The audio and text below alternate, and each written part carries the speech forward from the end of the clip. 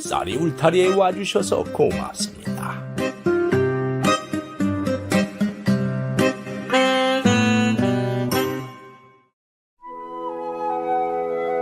이번 이야기는 딸 같은 며느리가 된 새댁에 대한 이야기입니다. 시작하겠습니다. 옛날 어떤 고을에서 혼례가 있었습니다. 친정집에서 혼례를 마친 신부가 가마를 타고 신랑 집으로 가고 있군요. 신랑의 어머니는 일찍 남편을 여의고 청산과부로 외아들을 키우며 살아와서 아들을 끔찍하게 사랑했습니다. 그래서 신부도 착하고 살림 잘한다고 소문이 난 처녀를 택해서 혼인을 시켰지요. 신부가 시댁에 도착하자 시어머니와 신랑은 반갑게 맞아주었습니다. 그런데 다음 날 이모님이 시어머니 방에 들어왔습니다. 그리고 이모님은 신부의 집안에 대해서 새롭게 들은 이야기가 있다고 하며 놀라운 이야기를 했습니다. 언니, 신부의 집안이 우리 집과 원수 관계예요. 왜야? 그게 무슨 말이냐? 두 집안이 왼수 관계라니 이게 무슨 말일까요? 오래전에 시어머니가 처녀였던 시절 오라버니가 과거 시험을 보러 한양으로 떠났습니다.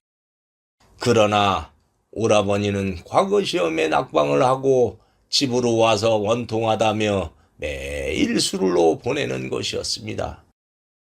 이유를 알고 보니 오라버니가 답을 잘 써서 급제를 할 점수를 맞았는데 시험관이었던 관리가 다른 사람에게 뇌물을 받고 그 사람을 급제시켜 주었다는 것이었습니다. 낙방한 오라버니는 그런 이유 때문에 매일 과음을 하더니 끝내 세상을 등지고 말았습니다. 그래서 시어머니의 가족들은 그 관리를 원수로 여겨왔는데 며느리가 그 시험관의 손녀였던 것이었습니다. 시어머니는 며느리의 조부까지 알아보지 않은 것을 후회했습니다. 시어머니는 당장 파혼을 하고 싶었지만은 이미 혼례를 치르고 났으니 그럴 수도 없었습니다. 아들에게 말하면은 충격을 받을 것이 뻔했으니 아들에게는 비밀로 하는 대신 독한 마음을 먹었습니다. 세상에, 왼수가 우리 집안에 들어왔구나. 어디 두고 보자. 다음 날부터 시어머니는 며느리가 해온 음식이 짜다고 하는가 하면은 마당에 먼지 안 더럽게 깨끗이 쓰려고 하는 둥 갖은 구박을 했습니다. 며느리는 시어머니의 구박에 놀라 처음엔 고분고분했지만 며느리 또한 보통 성격이 아니어서 더 이상 당하며 살 수 없다고 생각했습니다. 그래서 시어머니의 구박을 받아들이지 않고 맞서기로 했지요. 다음 날 며느리가 밥상을 들고 와서 드렸는데 아니나 다를까 시어머니가 트집을 또 잡았습니다. 예, 이걸 나물이라고 했냐? 쉬어 빠지기 직전이잖아. 나 이거 먹고 탈이 나서 죽으라는 게냐? 어머, 그러세요? 제가 먹어봤을 때 아주 싱싱하고 맛있었는데 왜 그럴까요? 신 음식 드시면 안 되시지요. 제가 먹을 테니 어머님은 굶으세요. 시어머니는 며느리의 당돌한 말에 깜짝 놀랐습니다. 왜야? 다이어트 하시면 몸에 좋잖아요. 이만 밥상 갖고 나갈게요. 며느리는 그런 식으로 시어머니에게 대들고 시어머니는 그럴수록 며느리를 구박하고 트집을 잡았습니다. 시어머니는 이번에는 며느리가 바느질한 것을 꼬투리로 잡았습니다. 예, 이게 바느질을 한 거야? 이렇게 비뚤비뚤해서 어떻게 입겠냐? 다시 해와라. 그러세요?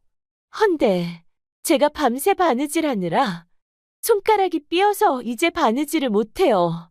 안 입으시겠다니 잘 됐네요. 어차피 버리는 거 걸레로 쓰면 되겠어요. 왜야? 네가 지금 나를 약 올리는 게냐? 아유, 제가 어떻게 어머님을 약 올려요? 그냥 제 생각을 말한 거예요. 뭐? 네가 우리 집 다 말아먹게 생겼구나. 어머님, 말아먹는 건 국이지 집안이 아니에요. 그렇게 해서 집안은 시어머니와 며느리가 티격태격하는 소리로 조용할 날이 없었습니다. 시어머니는 아들에게 구원을 요청했지만 아들은 두 사람이 그러든지 말든지 그저 무심해서 책만 보는 것이었습니다. 그러던 어느 날 시어머니는 남편의 제삿날이 다가오자 남편의 위패가 모셔져 있는 절에 며느리와 함께 가게 되었습니다. 머슴은 등짐을 짊어지고 가느라고 뒤처져서 따라왔고 두 사람은 절벽 위에서 잠깐 쉬며 머슴을 기다렸습니다. 그러던 중 시어머니가 절벽 끝에 있는 예쁜 꽃을 발견했습니다. 시어머니는 그 꽃을 남편의 위패 앞에 올리고 싶어서 꽃을 꺾으려고 잡았는데 그만 미끄러져서 절벽 아래로 떨어지다가 소나무 둥치를 잡고 매달리게 되어버렸습니다. 사람 살려! 어머니? 절벽에 나무를 붙잡고 아슬아슬하게 매달린 시어머니를 본 며느리는 어쩔 줄 몰라 하다가 시어머니에게 손을 내밀었습니다. 어머님, 제 손을 잡으세요.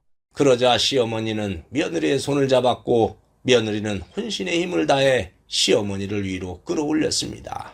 며느리는 젖먹던 힘까지 내서 시어머니를 절벽 위로 끌어올렸는데 그 순간 그만 힘이 다 빠져서 천길랑 떨어지로 떨어져 버렸습니다. 얘야!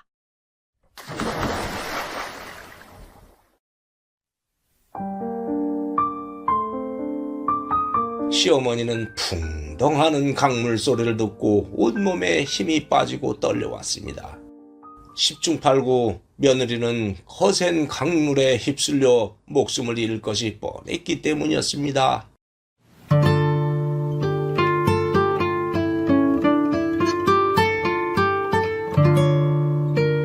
시어머니는 며느리가 자기를 구하고 세상을 떠난 안타까움에 눈물을 흘렸습니다. 아이고, 네가 내 목숨을 구해주고 대신 죽다니. 시어머니는 혼이 나간 듯이 한참을 앉아 있었습니다. 그동안 며느리가 대들어서 티격태격했고 서운했지만은 세상을 떠날 줄은 꿈에도 생각하지 않았기 때문이었습니다. 시어머니는 그동안 며느리에게 모질게 한 것에 대해서 후회가 되어 눈물이 흘렀습니다. 그때 뒤따라오던 머슴이 도착해서 시어머니에게 자초지종을 듣고 놀라더니 아씨의 시신이라도 찾겠다며 절벽 아래로 내려갔습니다. 그런데 한참 후에 절벽 아래에서 머슴이 외치는 소리가 들려왔습니다. 마님! 아씨가 여기 있습니다요! 그 말을 들은 시어머니는 정신을 차리고 절벽 아래쪽으로 가봤습니다. 가봤더니 며느리는 떨어지다가 중간에 있는 소나무에 걸쳐서 의식을 잃은 채 매달려 있었습니다. 아까 들렸던 풍덩하는 소리는 굴러떨어진 바위돌이 강물에 빠지는 소리였던 것입니다. 시어머니는 너무나 기뻐서 머슴에게 속히 며느리를 구하라고 소리쳤습니다. 머슴은 며느리를 구해서 절벽 위로 올라왔습니다. 한참 후에 정신이 돌아온 며느리를 본 시어머니는 이게 꿈인가 싶었습니다. 어머님, 어떻게 된 일이죠? 아가, 이게 꿈이냐 생시냐? 넌 살았다. 그리고 시어머니는 며느리의 조부와 오라버니의 죽음에 대한 사연을 얘기해 주었고 그것 때문에 구박을 했다고 고백했습니다. 그 말을 들은 며느리는 놀랐습니다. 그런 일이 있었어요? 제가 할아버지를 대신해서 사과드릴게요, 어머님. 아니다. 과거는 과거일 뿐 너는 죄가 없는데 구박을 한 내가 미안하다. 집으로 돌아온 다음 날 시어머니의 오라버니와 동문수학을 하던 친구의 아들이 찾아왔습니다. 시어머니에게는 조카 같은 선비였는데 선비는 놀라운 말을 했습니다.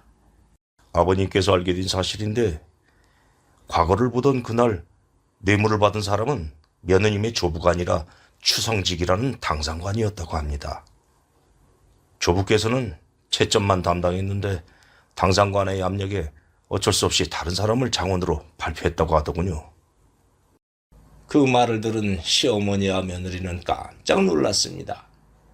며느리는 오해가 풀려서 다행이라고 했고 시어머니는 더욱더 며느리에게 미안해서 친딸처럼 아껴주었습니다. 그래서 그 후 시어머니와 며느리는 마치 모녀 같았습니다.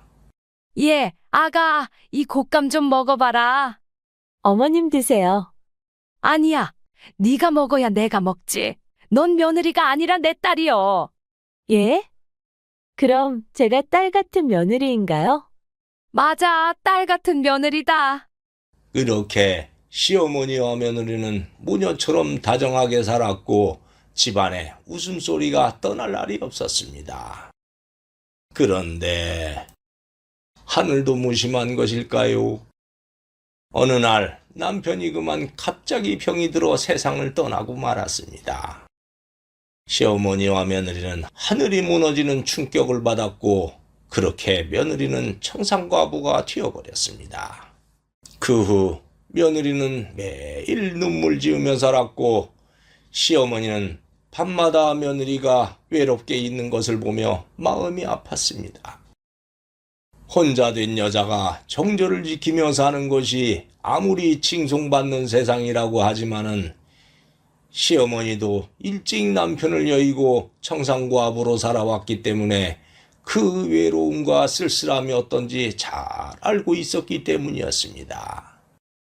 그래서 시어머니는 며느리에게 좋은 배필감이 있다면 새로운 인생을 만들어줘야겠다는 생각이 들었습니다. 그런데 소문이 들려왔습니다.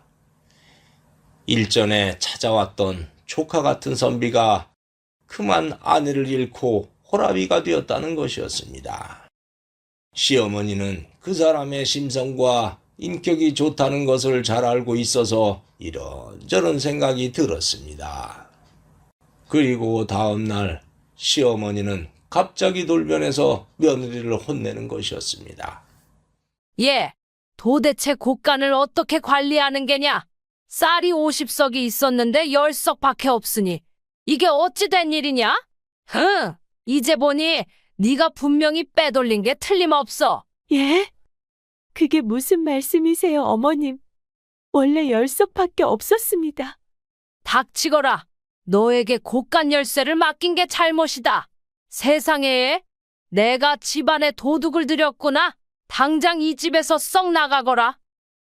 그렇게 해서 며느리가 시댁에 쌀을 빼돌렸다는 소문이 고울에 퍼져버렸고 시어머니의 나가라는 등살에 며느리는 더 살 수가 없어서 보퉁이 하나만 들고 눈물을 흘리며 집을 나섰습니다. 며느리는 시댁에서 쫓겨난 입장이라 친정으로 갈 수도 없었습니다. 그저 정처 없이 걸을 뿐이었습니다. 그렇게 밤길을 하염없이 걸어가고 있는데 시댁 일을 하던 찬무가 오더니 다음과 같은 말을 하는 것이었습니다. 아씨, 갈 곳이 없으면 우선 먹고 잘 곳이 한 군데 있는데 알려드릴까요? 그런 곳이 있어요?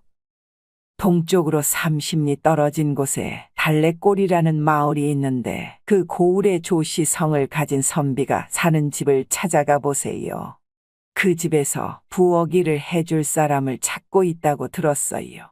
일단은 그 집에 가셔서 숙식을 해결하는 것은 어때요?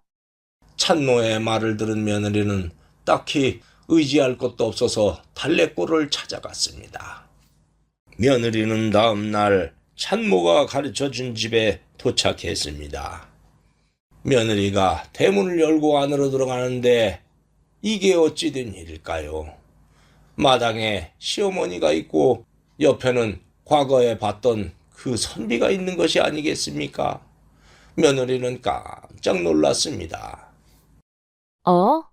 선비님, 그리고 어머님이 왜 여기에? 그러자 시어머니는 며느리를 선비에게 보내서 부부의 연을 맺어주려고 일부러 누명을 씌우고 쫓아냈다고 말했습니다. 그 말에 며느리는 또 놀랐습니다. 나도 청산과부로 사는 게 얼마나 외롭고 힘든지 겪어봐서 잘 안다. 밤마다 허벅지를 바늘로 찌르며 견디는 것도 1, 2년이지. 나중엔 허벅지가 남아돌지 않더구나. 딸 같은 네가 그렇게 사는 걸 나는 더 두고 볼 수가 없었지. 그래서 이 선비와 너를 맺어주려고 트집을 잡아서 나가게 했단다. 너도 본 적이 있으니 낯설지 않을 게다. 이 사람은 내 조카 같은 사람이다. 인품도 좋고 인격도 된 사람이야. 이 사람도 아내를 잃고 호라비가 되었으니 너의 남편으로 여기고 의지하며 사는 게 어떠냐. 며느리는 시어머니의 말을 듣고 거절했습니다. 어머님의 뜻은 고맙지만 돌아가신 남편을 어찌 잊고 새 사람을 받아들이라는 말씀입니까? 저는 그럴 수 없습니다. 아니다. 네 남편이 저 위에서 보고 있다고 생각해봐라. 네가 허구한 날 자기를 잊지 못해서 눈물 짓고 일상생활을 내버린 채 병자처럼 사는 걸 원하겠느냐? 아니면 새로운 사람을 만나서 행복하게 사는 걸 원하겠느냐? 내 자식은 내가 잘 안다. 아마도 아들은 네가 행복하게 사는 걸 원할 게야. 며느리는 그 말을 듣고 눈물이 흘렀습니다. 그리고 시어머니의 뜻을 받아들이기로 하고 고개를 끄덕였습니다. 그렇게 해서 부부가 된 두 사람은 행복하게 살았답니다. 물론 시어머니도 자주 찾아와서 부부를 자식처럼 대하며 즐거운 시간을 가지곤 했지요. 살다 보면 며느리와 시어머니의 갈등이 어찌 없겠습니까마는 서로가 조금씩 이해하고 양보하다 보면은 마치 딸 같은 며느리가 되고 친정엄마 같은 시어머니가 될 수도 있지 않을까요? 딸 같은 며느리 이야기 여기서 마치겠습니다. 감사합니다. 구독과 좋아요를 누르면 다음에 영상이 새로 만들어졌을 때 먼저 보실 수 있습니다.